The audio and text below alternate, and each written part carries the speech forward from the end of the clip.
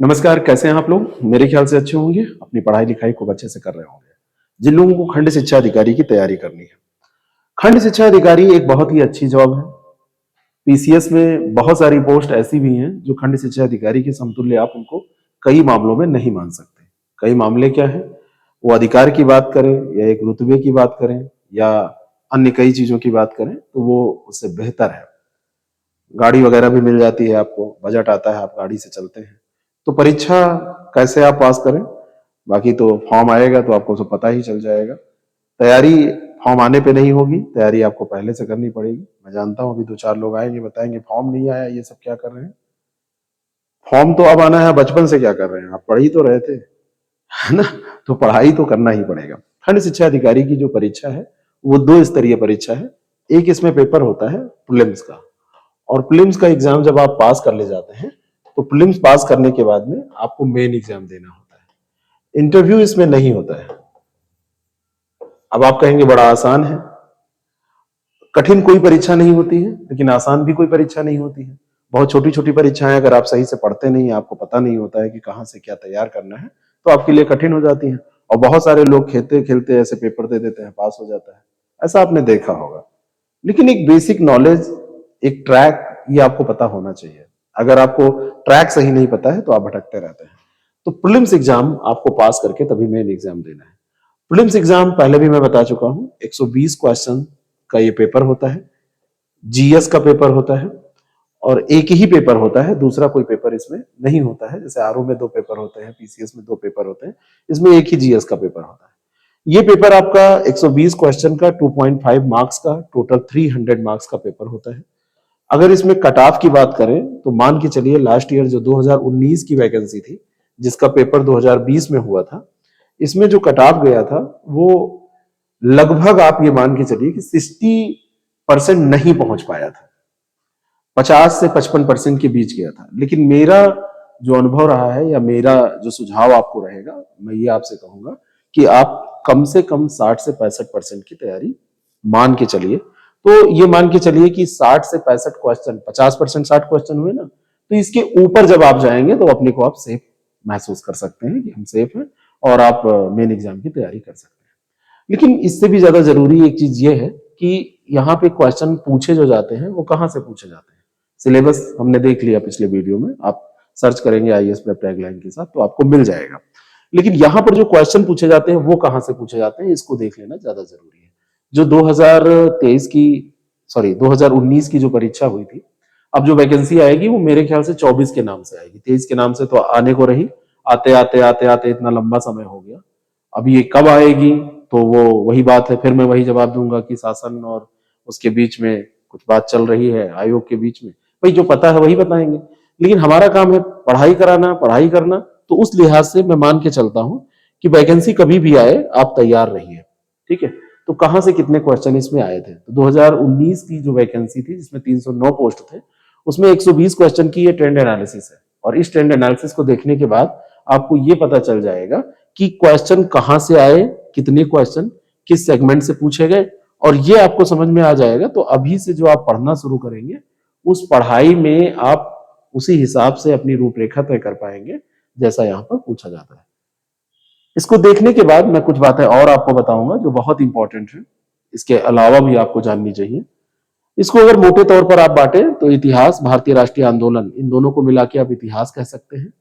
भाई इतिहास का जो सेक्शन होता है, इतिहास में अब यहाँ पे तो वर्ल्ड हिस्ट्री नहीं पूछी जाती है, लेकिन इतिहास में इतिहास, भारतीय राष्ट्रीय आंदोलन और कला और संस्कृति, मैं तीनों को एक जोड़ के चलता हूं हमेशा। लेकिन अगर इतिहास की बात करा जाए तो यहां पर देखिए, यहां पर एंशियंट हिस्ट्री और मेडाइवल हिस्ट्री, इन दोनों की अगर हम बात करें तो केवल 7 क्वेश्चन आए थे। लेकिन अगर आरओ की बात आप करें, कई बार, जैसे ये पेपर हर बार नहीं होता है, तो कई बार आपको मिलेगा कि एंशियंट हिस्ट्री के क्वेश्चन की संख्या बढ़ गई, कहीं पे मेडुअल हिस्ट्री के क्वेश्चन की संख्या बढ़ गई। तो आप इस बार आए थे, इसका मतलब ये नहीं है कि आप इतने ही क्वेश्चन मान के चले। स्टैंड एनालिसिस को करने का सबसे बड़ा मकसद यही है मेरा, कि आपके दिमाग से ये हटा देना कि जितने आए थे उतने ही आएंगे, तो कोई छोड़ दीजिए, कोई पढ़ लीजिए, ऐसा कतई मत कीजिएगा। लेकिन भारतीय राष्ट्रीय आंदोलन से 12 क्वेश्चन आए थे और कला और संस्कृति से 1 क्वेश्चन। कला और संस्कृति अलग से पढ़ने की जरूरत नहीं है, बहुत सारे इंस्टीट्यूट को हमने देखा है या बहुत सारे स्टूडेंट को हमने देखा है कि कला और संस्कृति पे वो लोग लगभग मान के चलिए कि मोटे मोटे नोट्स आपको दे देते हैं और 25-30 क्लास ले लेते हैं। कला और संस्कृति अलग से पढ़ने की जरूरत नहीं है। जब आप किसी राज्य के बारे में पढ़ रहे हैं, साम्राज्य के बारे में पढ़ रहे हैं, किसी राजा के बारे में पढ़ रहे हैं, तो वहीं पर उसको पढ़ लीजिए, तो वो आपका तैयार हो जाएगा। तो हिस्ट्री से आप देखेंगे तो ये टोटल मान सकते हैं कि 20 क्वेश्चन आपके हिस्ट्री से पूछे गए थे। भूगोल में विश्व भूगोल और यहाँ पर बात करें तो भारत का भूगोल दोनों मिला के 15 क्वेश्चन पूछे गए थे। पर्यावरण से 3 क्वेश्चन आए थे। अब पर्यावरण बहुत बड़ा सेगमेंट तो नहीं है, लेकिन मेन एग्जाम को आप इसमें सम्मिलित करेंगे तो ये बड़ा हो जाता है, तो यहां से 3 क्वेश्चन पूछे गए थे। विज्ञान से 12 क्वेश्चन आए थे। अब इस विज्ञान को अगर आप तोड़ेंगे तो विज्ञान में भौतिक विज्ञान, रसायन विज्ञान और जीव विज्ञान। पहले क्या होता था, केवल जीव विज्ञान से क्वेश्चन पूछा जाता था और उसमें भी रोग दोग पूछ लिया जाता था, वाइटामिन पूछ लिए जाते थे, रोगों को दूर करने के उपाय यानी कि रोग और रोग का उपचार, ये बहुत महत्वपूर्ण होता था। और जो ह्यूमन फिजियोलॉजी है उससे प्रश्न पूछ लिए जाते थे, अंगों के बारे में कुछ पूछ लिया जाता था। लेकिन अब ऐसा कोई फैक्ट निश्चित ट्रेंड आप मान के मत चलिएगा। हो सकता है आपसे भौतिक विज्ञान के बारे में क्वेश्चन ज्यादा पूछ लिए जाए, आधे से ज्यादा क्वेश्चन वहीं से पूछ लिया जाए, तो यहाँ पर भी तीनों आप बराबर पढ़िएगा। जैसे मैंने कहा ना कि एंशिएंट मेडवल आप छोड़ के मत जाइए। हाँ, ये जरूर कहूंगा कि बहुत ज्यादा उसमें ऐसा करने की जरूरत नहीं है कि आप वही पढ़ा करें। मोटी मोटी किताबें, नीलकंठ शास्त्री, आप दक्षिण भारत का इतिहास पढ़ रहे हैं, है ना, और आपने उठा लिया मोटी सी किताब और आपने कहा कि हम आशीर्वादी लाल श्रीवास्तव को भी पढ़ के तब जाएंगे, पूरी कहानी याद करके जाएंगे, है ना। आप मोटी मोटी किताबें अलग अलग पढ़ रहे हैं, तो ये तो सही नहीं होगा इतिहास या किसी भी सब्जेक्ट के साथ। लेकिन अभी मैं बात करूंगा कि कैसे इसको सटीक तौर पर आप पास कर सकते हैं। तो विज्ञान से 12 क्वेश्चन आपके पूछे गए। राज व्यवस्था से 9 क्वेश्चन पूछे गए थे। हो सकता है किसी बार 12 भी हो जाए, किसी बार 8 भी हो सकते हैं, लेकिन ये एक अच्छी स्थिति है कि राज व्यवस्था से 9 क्वेश्चन पूछे गए थे और 120 में 9 क्वेश्चन, ये मान के चलिए आपका 7-8% ये हो गया। तो 8% क्वेश्चन अगर यहाँ से पूछे जा रहे हैं तो ठीक है, कोई समस्या नहीं है ना।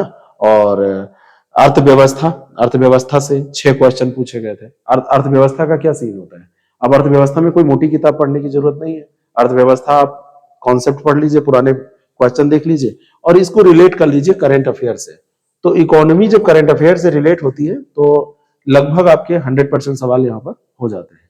यूपी स्पेशल भी यहाँ पर 9 क्वेश्चन पूछा गया था, तो ये भी एक अच्छा सीन था। लेकिन यूपी के क्वेश्चन इतने कठिन नहीं होते हैं जो कोई और ना कर पाए, लेकिन इस पेपर में थोड़े से कठिन क्वेश्चन पूछे गए थे। मैं आपको अभी क्वेश्चंस भी कुछ दिखाऊंगा, 2-4 क्वेश्चन, कि क्वेश्चन का लेवल क्या था। लोग कहते हैं कि पीसीएस का पेपर टफ होता है, बाकी पेपर सब जो होते हैं वो बड़े आसान होते हैं आयोग के, लेकिन मैं आपको यहाँ पर दिखाऊंगा कि इस पेपर का लेवल बहुत अच्छा था। तो यहाँ पे डीप नॉलेज की जरूरत पड़ेगी। जैसे आरओ का पेपर अभी जो रद्द हुआ है, उस पेपर को आप देखिए, वो पेपर आपका एक स्तरीय पेपर था, एक ऐसा पेपर था कि आप मान सकते हैं कि वैसा पेपर नॉर्मली स्टेट के कमीशन, बहुत कम कमीशन है जो पूछ पाते हैं। राजस्थान में थोड़ा सा लेवल होता है और यूपी कमीशन तो यूपीएससी के बाद जाना ही जाता है। विविध से 8 क्वेश्चन, विविध का मतलब होता है कहीं राजधानी पूछ ली गई, कहीं पे करेंसी पूछ ली गई, कहीं पे कोई ऐसा टॉपिक पूछा गया जो एक से अधिक टॉपिक से रिलेटेड है, या मान के चलिए कि उसको किसी सेगमेंट में ऐसे नहीं रखा जा सकता, तो वहां से 8 क्वेश्चन पूछे गए थे। रीजनिंग, एप्टीट्यूड, मैथ सब मिला के 16 क्वेश्चन यहाँ पर थे। ठीक ठाक मात्रा है, 120 में 16, और करंट अफेयर से 22 क्वेश्चन आए थे। तो एक ये ट्रेंड एनालिसिस हुई। अब कुछ लोग क्या करेंगे, इसी के हिसाब से अपनी पूरी स्ट्रेटजी बना लेंगे। वो कहेंगे कि अब ऐसा ट्रेंड एनालिसिस हमने देख लिया तो चलो इतिहास छोड़ देते हैं, राष्ट्रीय आंदोलन पढ़ लेते हैं, और यहाँ पर देखिए पर्यावरण से 3 ही आया तो पर्यावरण छोड़ देते हैं, और करंट अफेयर पढ़ लेते हैं, और अर्थव्यवस्था से कम आए हैं तो इसको छोड़ देते हैं। कभी ये गलती मत कीजिएगा। इसको डिस्कस करने का केवल एक उद्देश्य है कि आप ये गलती ना करें। आपको यहाँ पर करना यह है कि कम से कम, अगर मोटे तौर पर अपने जीएस के सिलेबस को आप बांटेंगे तो वो इतिहास के बाद में भूगोल, भूगोल के बाद में एक पॉलिटी, एक साइंस, ठीक है, एनवायरमेंट, इकोनॉमी, ठीक है, इतने सेगमेंट तो ये हो ही गए। इसके बाद आप देखेंगे तो और क्या है, ये तो हो ही गया। इसके बाद में क्या बचा आपका, एक बचा आपका करंट अफेयर। करंट अफेयर तो सबको पढ़ना ही है, करंट अफेयर और यूपी स्पेशल। इतने सेगमेंट पे आप इसको बांट सकते हैं। अब इतने सेगमेंट में जब आप इसको बांट सकते हैं तो एक चीज यहाँ पे हमेशा ध्यान रखिए, कोई भी पेपर आपको देना हो तो ये चीज ध्यान रखिए कि किसी एक सेगमेंट के भरोसे वैसे मत जाइए कि इस बार इससे बहुत सवाल आ गए हैं तो अगली बार भी वैसे आएंगे। हालांकि ये पेपर यहाँ पर आप देखेंगे तो ये काफी कुछ बैलेंस था, यहाँ पर बहुत खराब स्थिति कहीं नहीं है। भाई ज्योग्राफी से थोड़े कम आपको लग रहे होंगे तो 20 हो जाते तो लगता है कि हाँ बहुत अच्छे पूछे गए हैं। यहाँ पर आप देखेंगे इतिहास से तो 20 क्वेश्चन ठीक ठाक ही हैं, बाकी पॉलिटी से ऐसे पूछे ही जाते हैं। यहां से आप 3-4 पोर्शन कोई चूज कर लीजिए। जैसे हिस्ट्री तो आपको पढ़ना ही होगा, कम पढ़ पाए या ज्यादा पढ़ पाए। ज्योग्राफी आपको पढ़ना होगा, पॉलिटी आपको पढ़ना होगा। और कई लोग साइंस नहीं पढ़ पाते हैं तो साइंस वाले यहां पर चले आए, यूपी तैयार कर लें। करंट अफेयर्स सबको पढ़ना है, जहां डबल टिक लगा है। तो हिस्ट्री भी सबको पढ़ना है, ज्योग्राफी भी सबको पढ़ना है, पॉलिटी भी सबको पढ़ना है, करंट अफेयर भी सबको पढ़ना है। यूपी में बहुत कुछ होता नहीं है, अगर यूपी पे 10 घंटे मेहनत कर ली जाए तो काफी सवाल आपके सही हो जाते हैं। पुराने सवालों से आधे से ज्यादा सवाल आ जाते हैं, कुछ करंट अफेयर से एक आध दो आ जाते हैं, और ट्रेडिशनल सवाल बहुत सरल सवाल हैं। यूपी की ज्योग्राफी, यूपी का इतिहास, कहीं ना कहीं आप जो सामान्य ज्योग्राफी और सामान्य हिस्ट्री पढ़ते हैं जनरल, उसमें कहीं ना कहीं आप पढ़ लेते हैं तो वो हो जाएगा। अब छोड़ने में यही है कि कोई साइंस नहीं तैयार कर सकता तो वो छोड़ दे, एनवायरमेंट का अपना पुराना पेपर कुछ देख लिया छोड़ दिया, इकोनॉमी हो सकता है कि किसी ने नहीं किया, लेकिन कम से कम 5 पोर्शन तो करके जाने ही है ना। 5 तो इसको करके जाना ही है। 5 से कम अगर आप तैयार करके जाएंगे तो आपकी स्थिति बहुत सही नहीं रहेगी, क्योंकि मैंने कहा कि 120 में मान के चलिए कि आपको 65 से ऊपर क्वेश्चन करने हैं, 65 प्लस क्वेश्चन करने हैं। ये टारगेट आपका होना चाहिए। ये बहुत ज्यादा नहीं हुआ, परसेंट आप निकालेंगे तो ये आपका 65% भी, सॉरी 55% के आसपास हुआ। 55% है ना, 12 पंचे 60, हाँ 66 क्वेश्चन पे ये 55% हुआ। तो 55% और कट ऑफ ज्यादातर 65% के आसपास जाता है। अगर पेपर टफ आ गया तो कट ऑफ थोड़ा सा डाउन जाता है। इस पेपर का कम गया था क्योंकि यहाँ पे कोई दूसरा पेपर नहीं था। आरओ में हाई जाता है क्योंकि लोग वहां पर हिंदी में बहुत अच्छा स्कोर कर लेते हैं, 60 में 55 स्कोर कर लेते हैं, 56 कर लेते हैं, 52 कर लेते हैं। यहाँ पर एक ही जीएस का पेपर है इसलिए बहुत हाई स्कोर नहीं जाता है। तो कोर पोर्शन अपना चुन लीजिए। मान लीजिए कि कोई पॉलिटी उसको नहीं अच्छी लगती है तो वो साइंस बैकग्राउंड का है, उसने बीएससी किया है, साइंस से बीटेक वाले भी तैयारी करते हैं तो वो लोग कर सकते हैं इसको।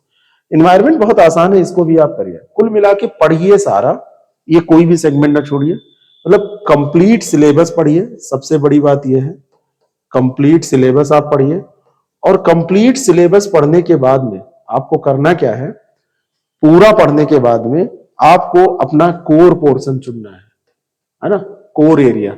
और ये जो कोर एरिया है, ये कोर एरिया आपको पास कराएगा।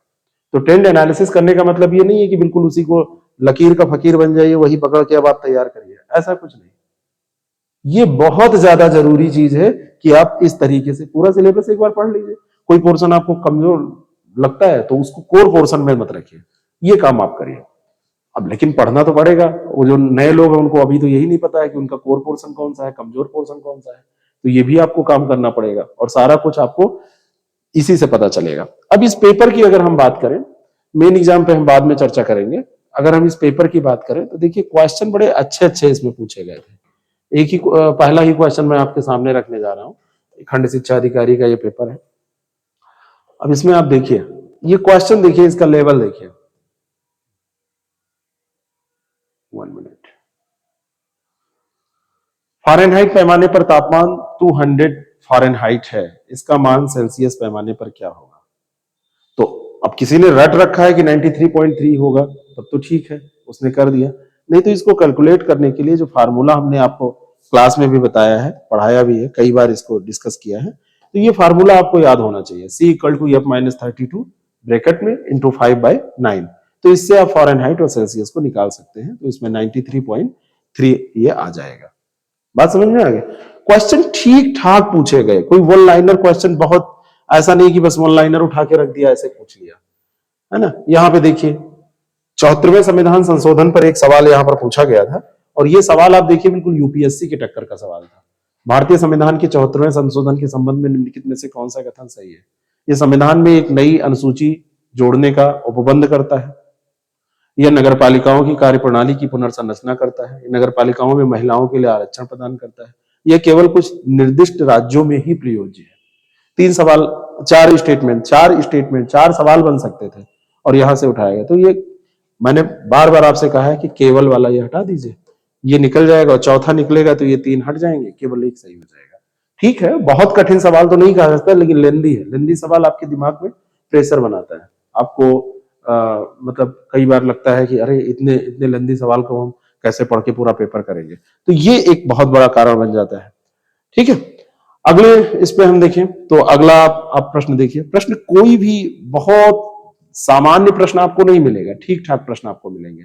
भारत में निम्नलिखित में से किसे शिशुओं और अवयस्कों के साथ साथ आर्थिक और सामाजिक योजनाओं के लिए विधि निर्माण की शक्तियां प्रदान की गई हैं?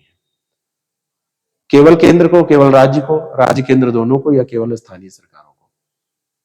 जो 7वीं अनुसूची है उस पर यह सवाल पूछा जा रहा है।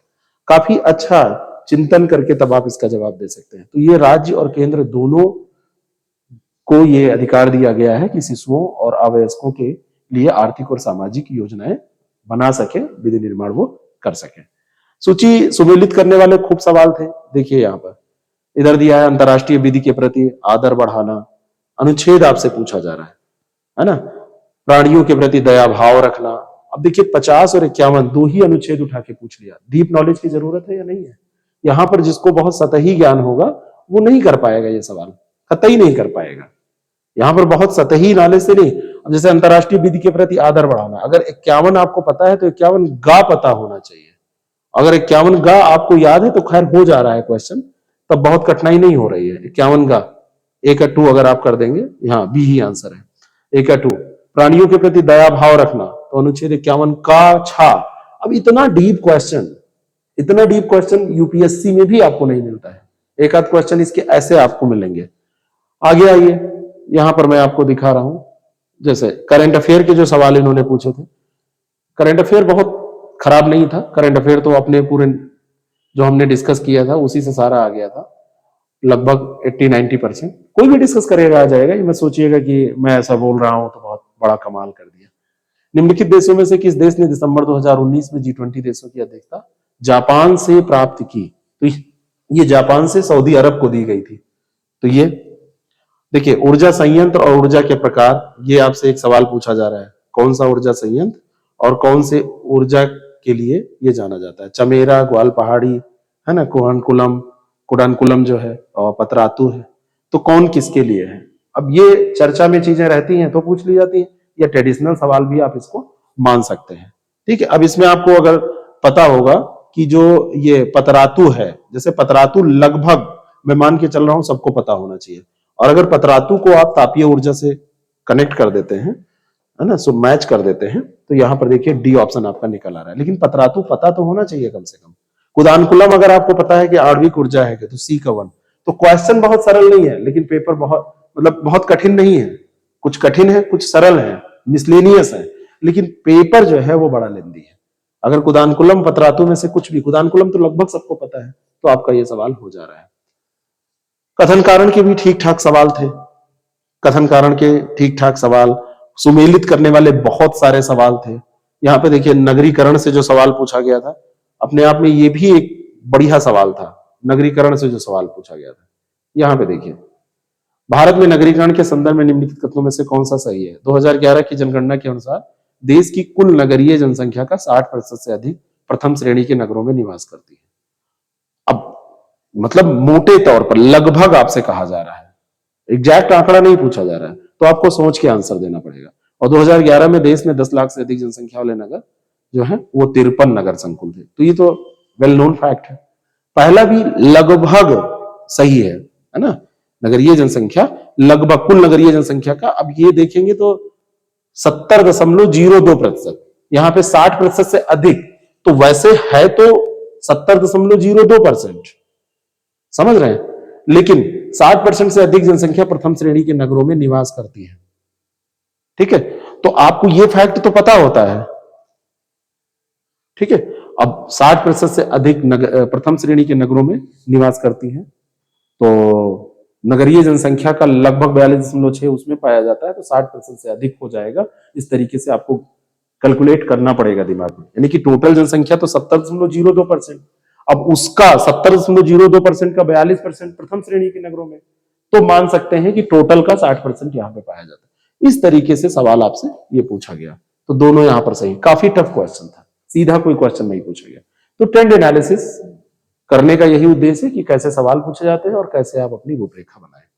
ठीक है, अब आप जैसे खुद कर सकते हैं तो ये सारे काम करिए। अब जैसे अब अगला सवाल आपका होगा कि पढ़ें कैसे, तो बुक लिस्ट का एक वीडियो हमने इसमें डिस्कस किया है कि कहाँ से क्या पढ़ें। यहाँ पे महेश बर्णवाल पढ़ सकते हैं, है ना, ज्योग्राफी में। यहाँ पर आप पांडे सर की किताब पढ़ सकते हैं, इसके पांडे। यहाँ पर आप वाणी से काम चला सकते हैं। यहाँ पर आप लूसेंट पढ़ लीजिए, है ना, इन्वायरमेंट का पुराना पेपर देख लीजिए। इकोनॉमी आप वाणी की पढ़ लीजिए या एस.एन. लाल सर की पढ़ लीजिए। करंट अफेयर रेगुलर जहां से भी करिए। यूपी का भी वाणी का आप काम तो चला सकते हैं। लेकिन कई बार जैसे आपके पास समय कम होता है, आप उलझ जाते हैं, बहुत सारी चीजें, तो आप चाहें तो कहीं से जुड़ के भी तैयारी कर सकते हैं, किसी से भी जुड़ के। हमारा भी एक बैच शुरू हो रहा है जिसमें हम इसी ट्रेंड पे इस तरीके से सारा कुछ आपको कराएंगे कि आपका कोर पोर्शन भी आप चुन सके, आप पेपर की समझ भी विकसित कर सके, लगातार आपकी कंटिन्यू प्रैक्टिस हो सके, रेगुलर टेस्ट हो सके, रेगुलर आंसर राइटिंग हो सके, मेन एग्जाम को भी ध्यान में रख के यहाँ पर हम चल रहे हैं। और रेगुलर गाइडेंस आपको मिलता रहे।